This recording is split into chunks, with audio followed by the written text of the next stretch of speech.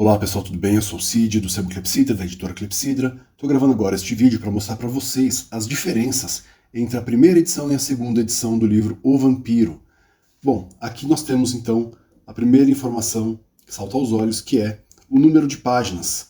Nós temos 404 páginas no primeiro livro e 624 na segunda edição dele, ou seja, nós tivemos um incremento aqui de 220 páginas, ou seja, mais do que 50% em relação ao primeiro. E aqui vocês têm então as páginas iniciais da coleção, são páginas fixas, até chegar na página de rosto. Então aqui na página de rosto já tem a primeira mudança. Antes nós chamávamos de edição comemorativa de 200 anos e agora nós chamamos de Antologia do Vampiro Byroniano. Primeiro porque já não é mais o ano do bicentenário e segundo porque a porção relativa às obras relacionadas, às obras derivadas do livro, foi muito ampliada na segunda edição e ganhou um corpo suficiente para que o livro ganhasse uma outra missão.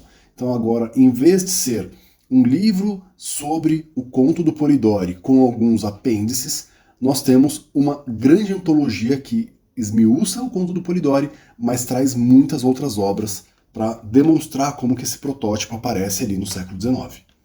Então aqui nós temos o expediente e o frontispício. Quando vocês olham para o frontispício, vocês vão ver que aqui nós temos mais créditos. Nós temos agora também tradução de italiano e tradução de poesia.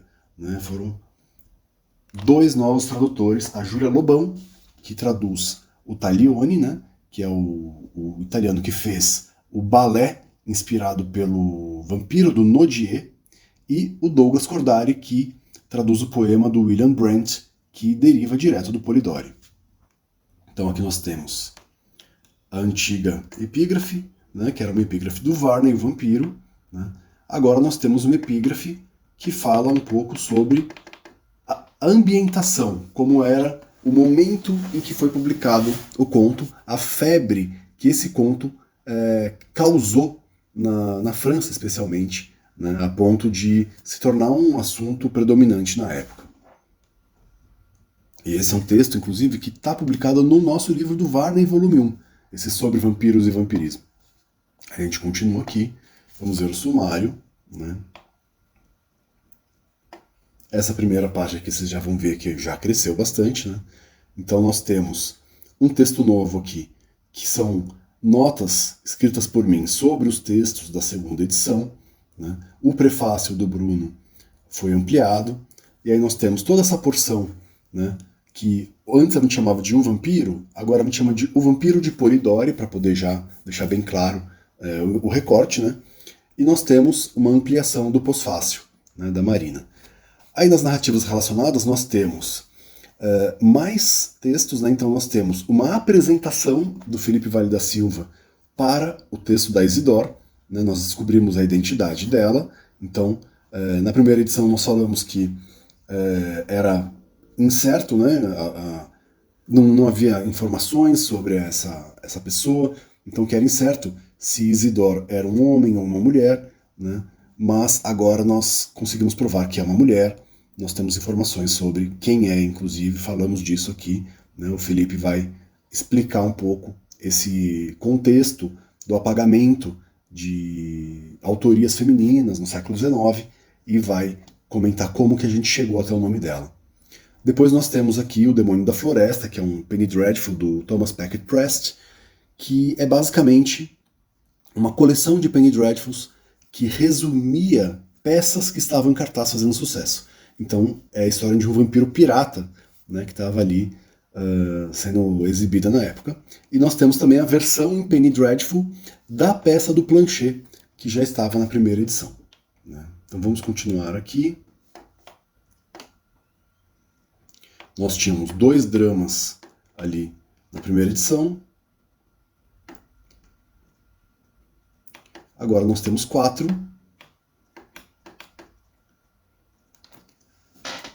Travou um pouquinho, mas agora já voltou. Vamos lá. Nós temos 4 e um texto, que é um ensaio, que acompanhava o libreto da peça do Planchet. Então, nós incluímos aqui a primeira comédia, escrita na França, no mesmo ano do primeiro melodrama. Então sai o melodrama do Nodier e companhia em 1820. Logo depois, alguns dias depois, sai a primeira comédia, né? Então nós colocamos essa comédia e um ensaio do George Daniel sobre vampirismo, as lendas dos vampiros, que acabou circulando entre a plateia da peça do Planchet. E temos também esse balé do Taglioni, que é de 1848. Então, com isso, a gente traz a Itália para o livro também, né? Depois nós temos aqui esse poema relacionado, que não havia antes, né? Um poema do William Branch, e ele traz, então, uma obra inspirada no Polidori, e eu vou mostrar para vocês um pouquinho agora, né, de como que ficou o livro, né? Então, aqui, né, para vocês terem uma ideia, ó, tinha esse texto da Marina sobre os textos da primeira edição, né? Aqui, ó, nota sobre os textos desta edição, e a gente mudou para nota sobre os textos da primeira edição, né? Então, depois disso vem esse novo aqui, né? Antes nós tínhamos só o texto dela, e depois já vinha a próxima sessão, e agora nós temos aqui, né, esse outro texto, né? Acho que travou de novo aqui, já liberou. Então, ó, 1, 2, 3, 4, 5, 6, 7 páginas sobre os novos textos.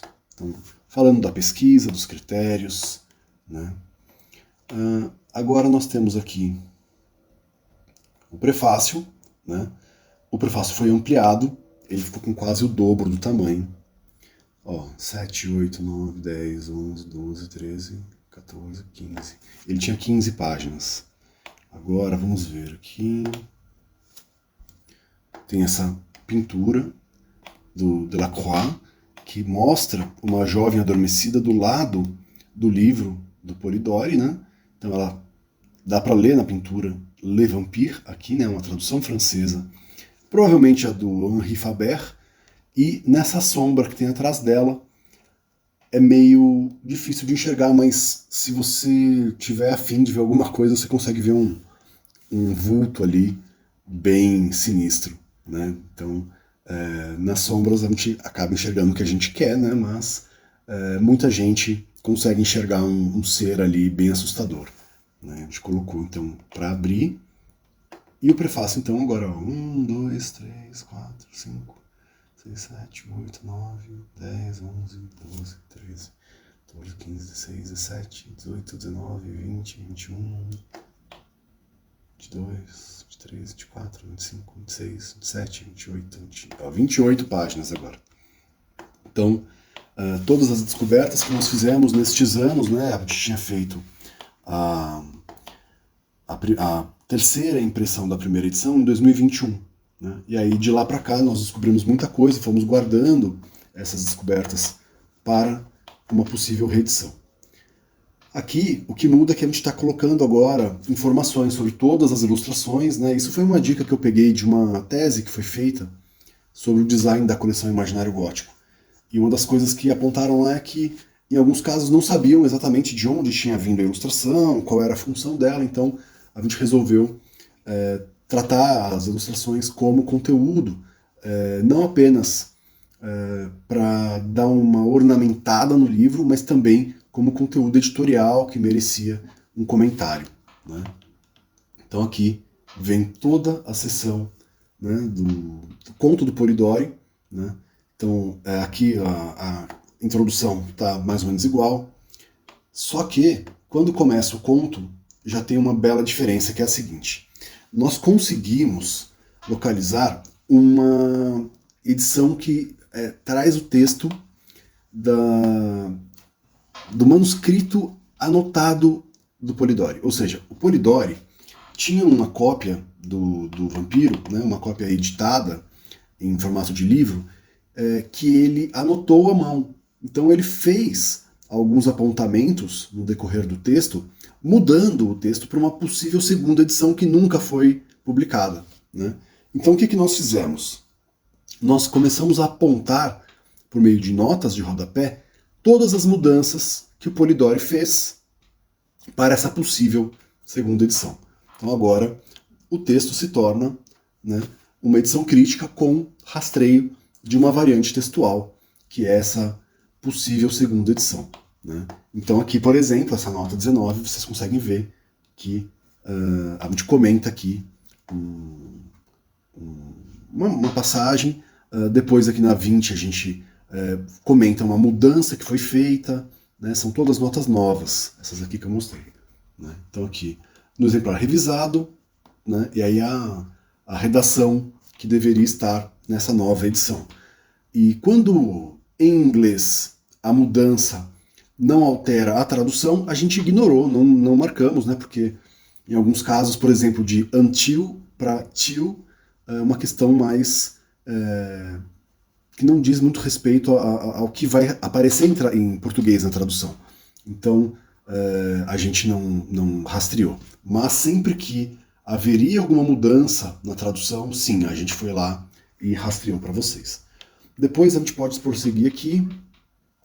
A gente vai ter então toda essa parte de cartas, né, do Polidori, aqui resenhas da época, diários, cartas, né? Isso aqui a gente só organizou de um jeito um pouquinho mais claro, assim, né? Mas sem grandes mudanças. Depois vem aqui o pós-fácil, né? Então, nós temos aqui toda essa parte mais ou menos preservada. Aqui travou de novo. Pronto, a biografia dele aqui, né? Então, aqui vinha o pós-fácil, né, da Marina, e ela ampliou o pós-fácil dela. Então, o pós-fácil conta toda a gênese do conto, conta toda a questão, né, de Diodati, e agora, né, vai contar também, né, com outras informações sobre as derivações que foram feitas, né, as traduções que foram feitas. Está bem mais completo, está bem melhor, né? Então vamos prosseguindo aqui.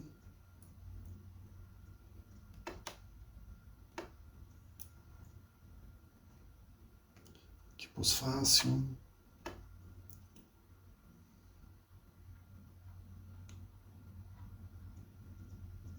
Aqui a biografia dele.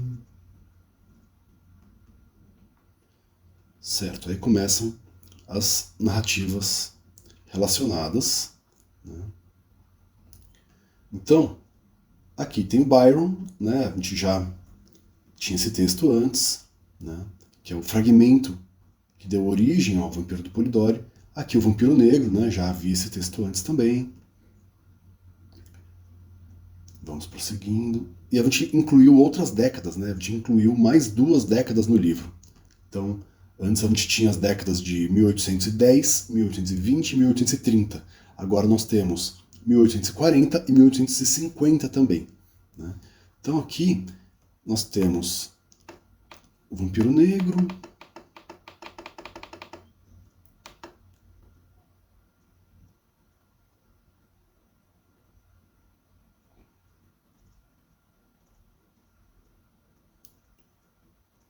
vamos lá.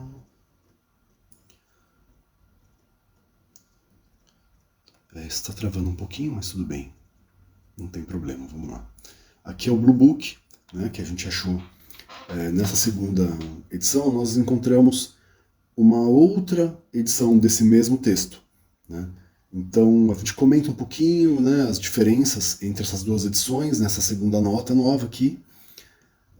Basicamente a gente fala que o título era diferente, né, o subtítulo era diferente, tem uma epígrafe diferente, a ilustração era diferente, embora meio que tenha sido feita como uma recriação da primeira, né?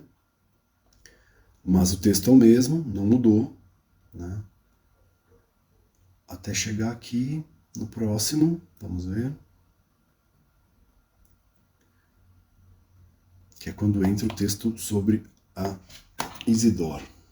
Então, antes nós tínhamos, simplesmente, já entrava, né, o texto de 1833, que é uma das primeiras obras narrativas de que se tem notícia, escrita por uma mulher com personagens vampiros, né?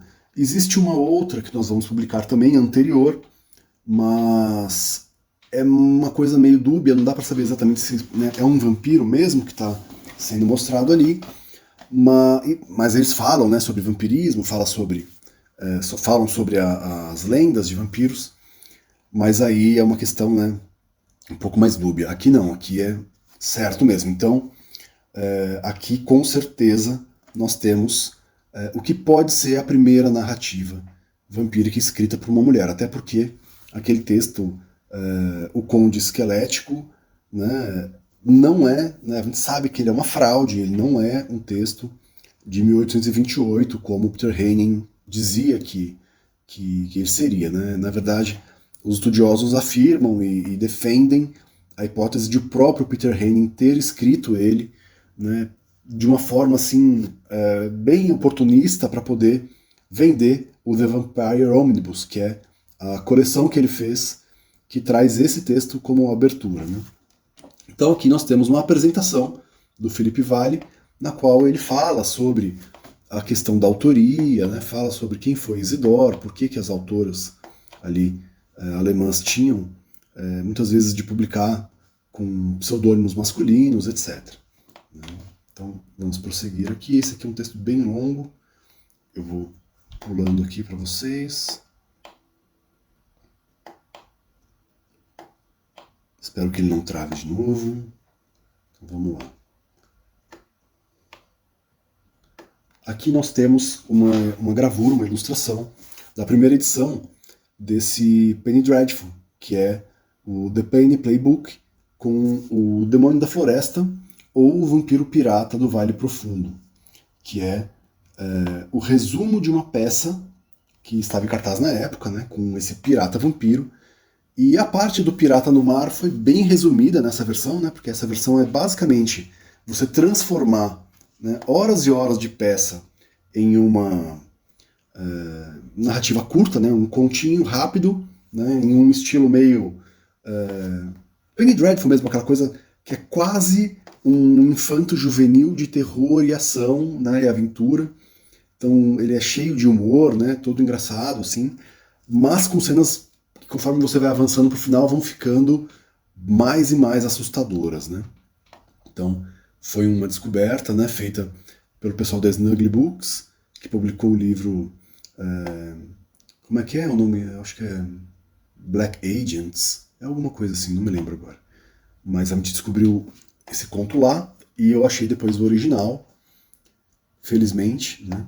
Aqui é um Penny Dreadful que a gente tinha colocado na galeria de imagens da primeira edição, e eu nunca achei que eu fosse encontrar, mas eu consegui, né, a Universidade do Kansas me escaneou de graça, me mandou de presente, assim, a gente estava conversando, eu falei que tinha interesse, queria comprar, né, uma digitalização, eles me mandaram de graça, assim, de cortesia, porque, né, já tinham feito esse trabalho antes, né, de digitalização, não estava disponível online, mas eles me mandaram, e é a versão em prosa do drama do Planchet, que está aqui no livro também, né.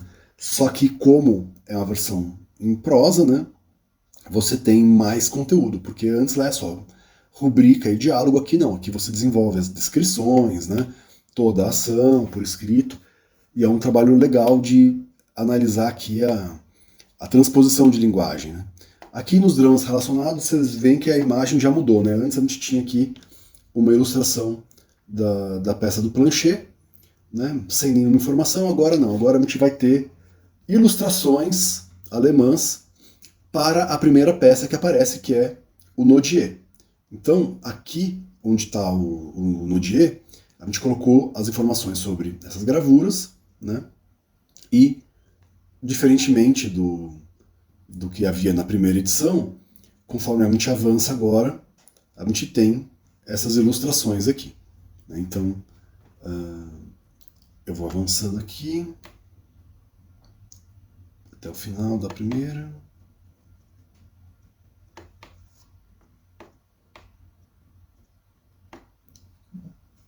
Aqui já chegou no Planchet. Então tá ótimo. Aqui eu vou avançar também.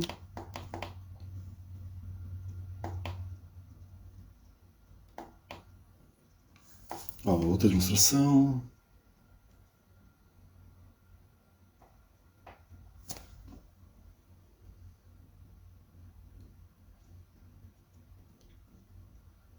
Mais uma.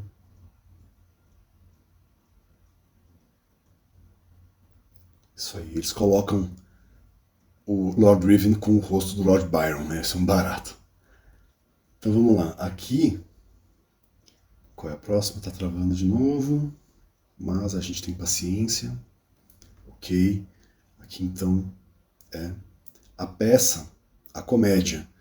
Essa gravura aqui é de uma tradução espanhola da comédia, né? Que é a primeira comédia do Scribe e do Melville, que estreou poucos dias depois do melodrama do Nodier, e é uma farsa, né? Então, assim, é uma pegada de assim, teatro das aparências, é uma coisa bem interessante, né? Bem diferente do melodrama, que é um pouco mais sério, né? Tem uma, uma densidade dramática diferente, né? Então, uma peça nova com esse outro aspecto importante também na época, né, do vampiro como personagem de comédia mesmo. E na Itália é muito comum também essas peças com vampiros cômicos, né? É realmente muito comum. Então a gente pegou esse que é o primeiro francês que está totalmente calcado no Polidori também e no Nodier, que é, né, o primeiro drama, né? Então aqui vem o plancher, só que agora a gente incluiu esse texto aqui, Apontamentos, o vampiro. Então é um ensaio sobre vampirismo, né? A gente quer mostrar o que as pessoas pensavam sobre vampiros, o que elas sabiam sobre vampiros nessa época. O que as pessoas que iam para uma peça de vampiro lia sobre vampiros enquanto esperava começar, né? Então a gente colocou, né, aqui uma ilustração nova, né, para abrir a peça. E vou pular agora até. Aqui a gente colocou ilustrações também, que são ilustrações da montagem do plancher. Então, assim, isso aqui é justamente como era, né, o cenário. Tá? Então vocês veem aqui o vampiro saindo da tumba na fumaça, né, meio que de onde vem essa coisa do vampiro virar fumaça é do teatro. Né? O teatro usava fumaça para esconder a entrada e saída dos atores, então meio que virou algo dessa mística dos vampiros, né? E esses panos que eles usavam para se cobrir, para se esconder, viraram depois a capa, né? Então a gente consegue ver como que o teatro contribuiu também na confecção, né, desse vampiro que a gente vai ver se configurando com o tempo, né? E aqui então tem uma outra ilustração também, um pouquinho mais para frente aqui, a hora do pacto, esse tema importante do pacto que aparece, né, no Polidori e vai sendo revivido em todas as derivações. Aí aqui já vem o poema. Né?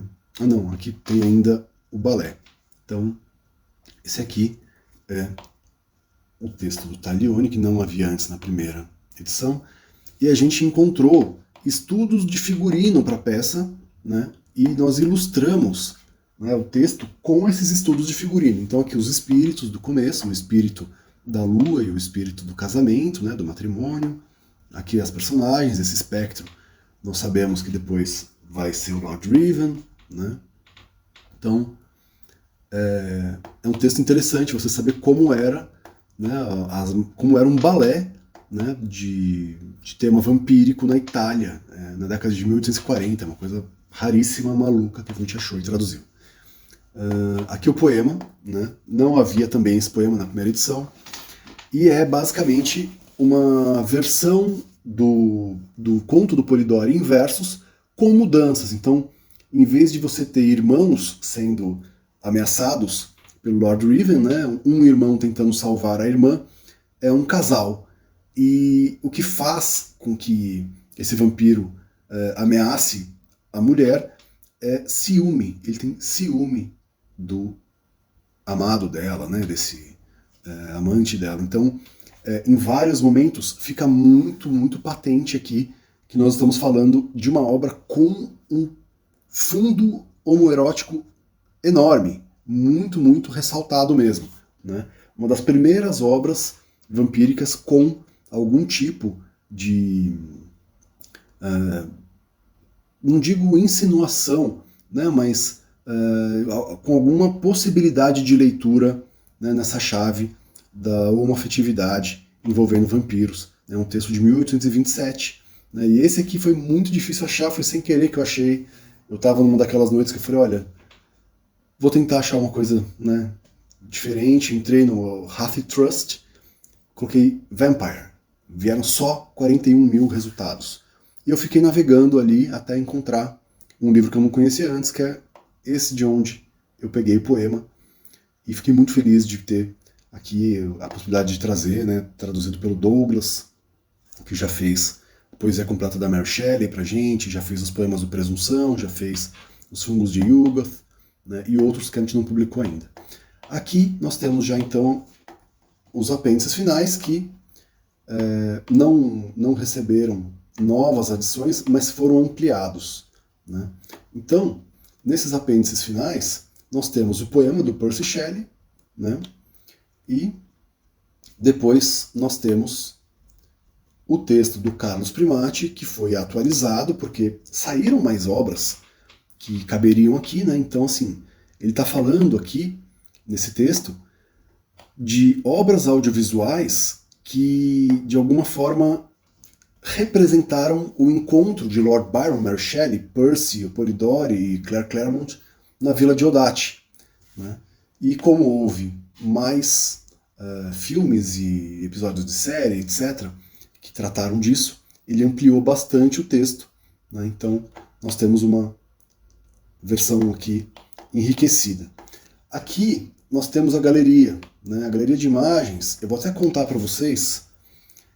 Eu acredito que ela tinha, se eu não me engano, ela tinha 10 imagens. Deixa eu ver aqui. Tá travando, mas a gente aguenta. Vamos lá.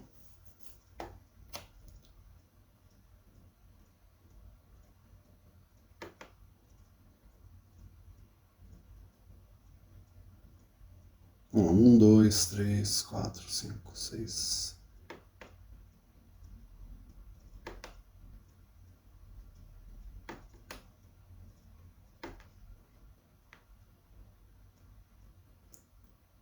Peraí que agora eu me perdi na contagem aqui. 1, 2, 3, 4, 5, 6, 7, 8. Tá travando aqui.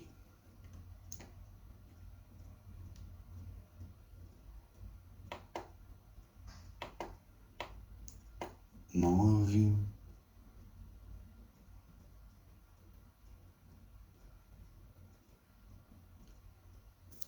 10, 11,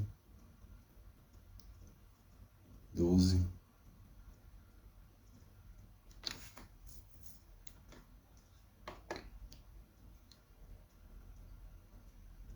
13,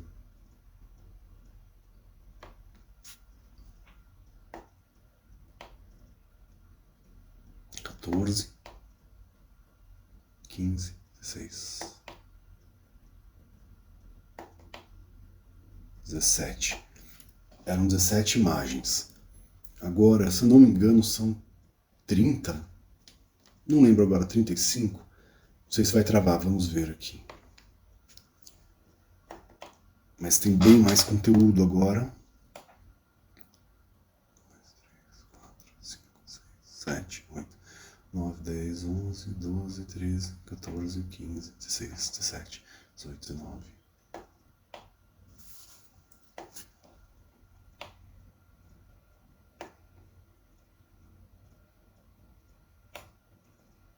Vinte 21, 22, 23,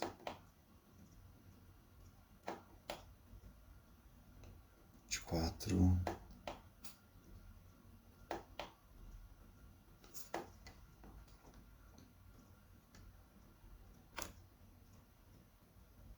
25, 26, 27,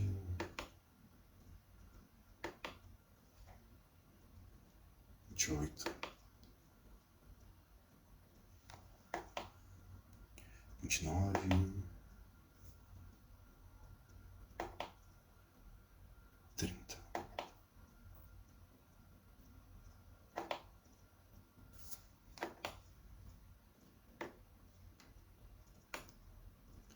Travou de vez. Tá. 31. Vai ter mais duas ainda, peraí. 31, 32, 33. Será que acabou?